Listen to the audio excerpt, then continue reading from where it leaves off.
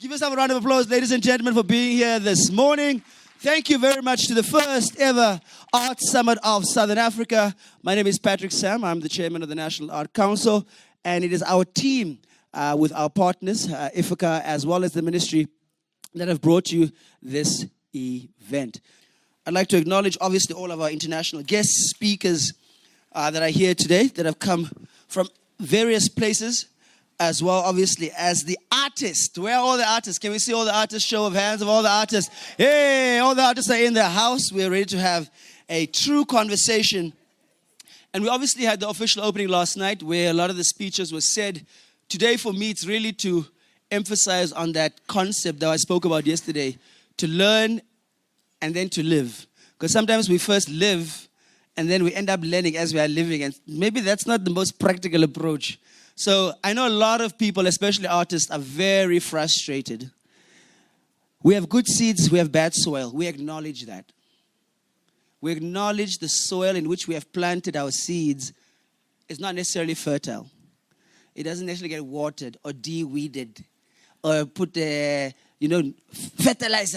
So we acknowledge that. What we want is to ask for forgiveness and to say, can we start on a clean slate?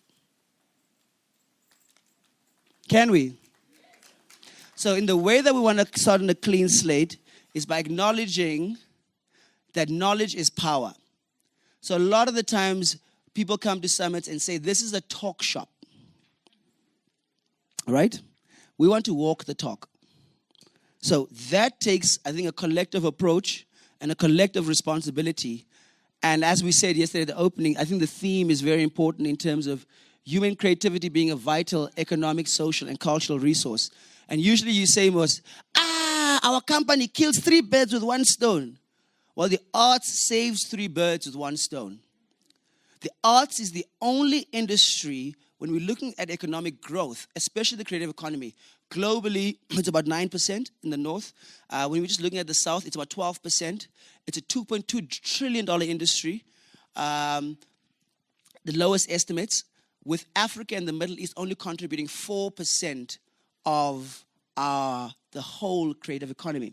I want to read you a quote that I received that was addressed in 1835 in the British Parliament to understand and to contextualize the challenges that face us here today as Africans, particularly on the continent. And I want to contextualize it because when we're looking at economics, we're talking about access, mobility, and we're talking about how to create opportunities for people. When we're talking about culture, we're really talking about identity. And identity is important because, as we were saying yesterday, if our institutions don't allow us to wear even our own clothing, or if our school can't wear a veldskoen to it, or whatever the situation is, it makes it very difficult for us to create a value chain because we don't appropriate a lot of our goods. Society, there's a lot of violence that happens. Whether it's post-colonial, post-apartheid, we have to address it. We have to bring what's beautiful about life back. So it's one of the only industries that hit the triple baseline of making sure that we care about the planet, about people, and as well as prosperity. And as a result, we have to be prioritized whether it comes to national development or regional integration. And I think that's the spirit in which we are here today. And I want to share this quote. Give me a second. It was read in 1835 by one of the lords in Britain in the British Parliament, just to contextualize it. It was the 2nd of February, 1835, and it was by Lord Mackellar, and it was his address to the British Parliament.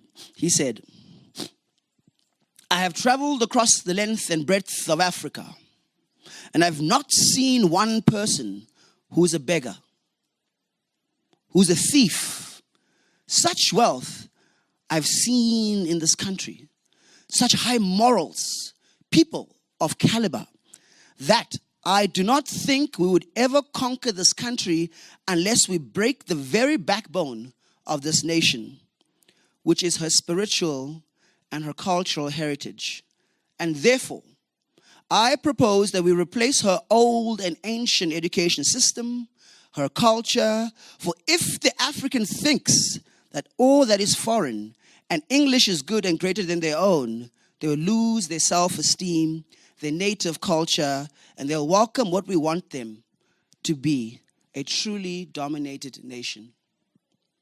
1835 in the British Parliament. So where we are and where we find ourselves in this intersection,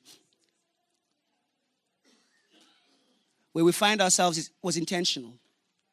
So now in order to respond, we have to be intentional about our collective response. Now what I've learned a lot of the times, and the unintended consequence and the blind spot of even privilege, is that it somehow creates fragility. And oppression, even though it's a very bad thing, creates resilience. And that's why we are still here. That's why we are still proud. That's why they can't conquer us. Therefore, our backbone can't be broken. And that's the spirit in which we want to start to reclaim our space as a spiritually powerful, as a culturally strong people. And within that, yes, all of that stuff has happened, but now we want to mobilize and coordinate in a way that we can reclaim our power and our agency. So those few words, ladies and gentlemen, let me introduce you to your moderator for the next day, the board member for the African chapter of IFACCA, Ms. Rosemary Mankobe, the CEO of the South African National Art Council. Ladies and gentlemen, your moderator for the day. Please give him a warm round of applause. Good morning, one and all. It's wonderful to be here. And we learned that we're in the land of the brave yesterday.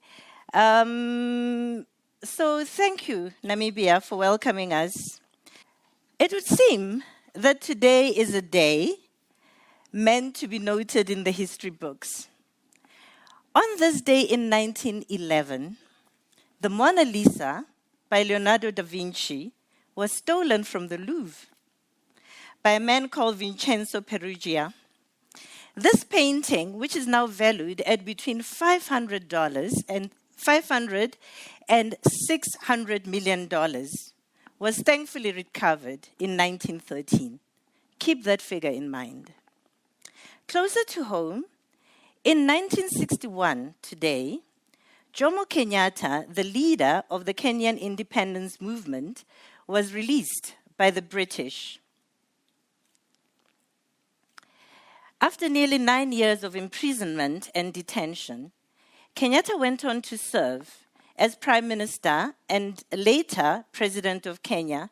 He played a very significant role in the growth of that country. His efforts resulted in many, many movements focused on turning Kenya from a loyal British colony, you heard Patrick's quote, right? From a loyal British colony into an independent republic. Keep that in mind as well.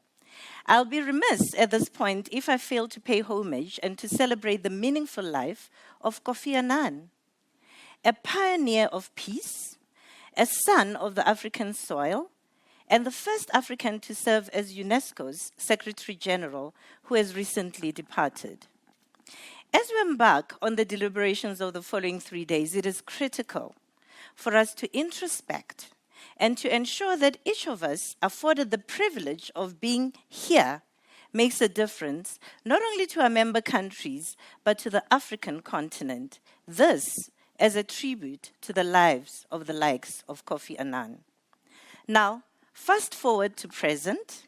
Today in history marks the very first Arts Summit of Southern Africa and the first ever to be hosted by the National Arts Council of Namibia.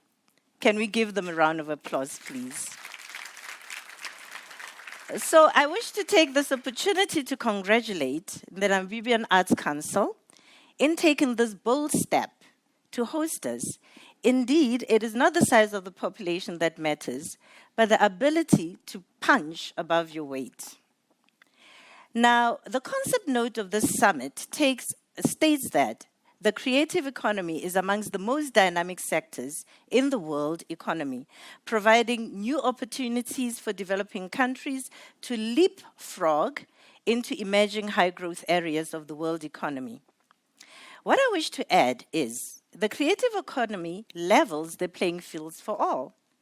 The truth is, And I said it last night. All of us are born with inherent and innate God-given abilities to be creative and to be innovative. This means that we are born to be different from each other. Very much like the fact that we actually have different fingerprints. Just as to why most societies, almost without exception, do not believe that the arts are to be entertained as a lucrative career choice, nor a conduit for sustainable employment, always baffled me. But then I said it last night again, it struck me. Societies are not ready for authenticity. To be creative requires authenticity. It requires originality. It requires you to be one of a kind. To be excellent in the arts requires you to be different from the rest, to be unlike any other. Society, on the other hand, requires conformity from us. It almost demands us to be like the rest, to be what it considers normal. Being normal means being like everybody else, like all the others. It means being like the rest. Without a doubt, you must have heard of artists being described as different. Concepts such as the archetypes are used. I dare say even strange and weird.